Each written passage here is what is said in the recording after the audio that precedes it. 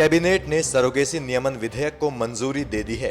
विदेश मंत्री सुषमा स्वराज ने कहा कि सरोगेसी विधेयक इसलिए लाया गया है क्योंकि भारत लोगों के लिए सरोगेसी हब बन गया था और अनैतिक सरोगेसी की घटनाएं सामने आती रहती हैं। उन्होंने कहा कि सिर्फ भारतीय नागरिकों को सरोगेसी का अधिकार होगा, यह अधिकार एनआरआई और ओसीआई होल्डर के पास नहीं होगा। सुषमा स्वराज ने जानकारी दी कि केंद्र पर नेशनल सरोगेसी बोर्ड, राज्य और केंद्र शासित प्रदेश स्तर तक स्टेट सरोगेसी बोर्ड का गठन किया जाएगा। बिल कमर्शियल सरोगेसी पर रोक लगाने और निसंतान दंपत्ति को नीतिपरक सरोगेसी की इजाजत देने के लिए लाया गया है। विदेश मंत्री ने कहा कि बड़े सितारे जिनके न सिर्फ 2 बच्चे हैं बल्कि एक बेटा और एक बेटी भी हैं, वे भी सरोगेसी का सहारा लेते हैं। Single parents, homosexual couple, live in में रहने वालों को सरोगेसी की इजाजत नहीं दी जाएगी। सिंगल पेरेंट एडॉप्ट कर सकता है, सिंगल चिल्ड्रन को एडॉप्ट किया जा सकता है।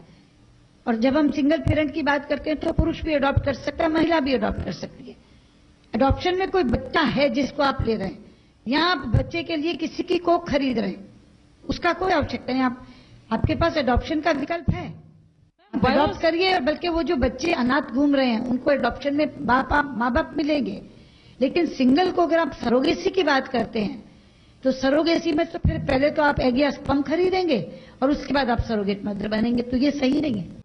विदेश मंत्री सुषमा स्वराज ने प्रेस कॉन्फ्रेंस में बताया कि नेशनल सरोगेसी बोर्ड बनाया जाएगा और ये बोर्ड स्वास्थ्य मंत्री की अध्यक्षता में बनेगा। सरोगेसी बोर्ड में 2 सांसद होंगे। गरीब महिलाओं की गोद किराए पर लेना गुनाह माना जाएगा।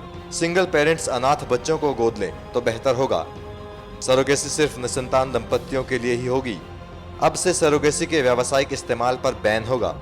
विदेश मंत्री ने कहा कि जो बिल कैबिनेट ने पास किया है उससे अनैतिक इस्तेमाल पर रोक लगेगी। साथ ही सुषमा स्वराज ने यह भी कहा कि शौक के लिए सरोगेसी का इस्तेमाल ना करें। इस प्रकार कहा जा सकता है कि सरोगेसी बिल पर मोदी सरकार ने इच्छा शक्ति दिखाई है। एनएमएफ न्यूज की रिपोर्ट।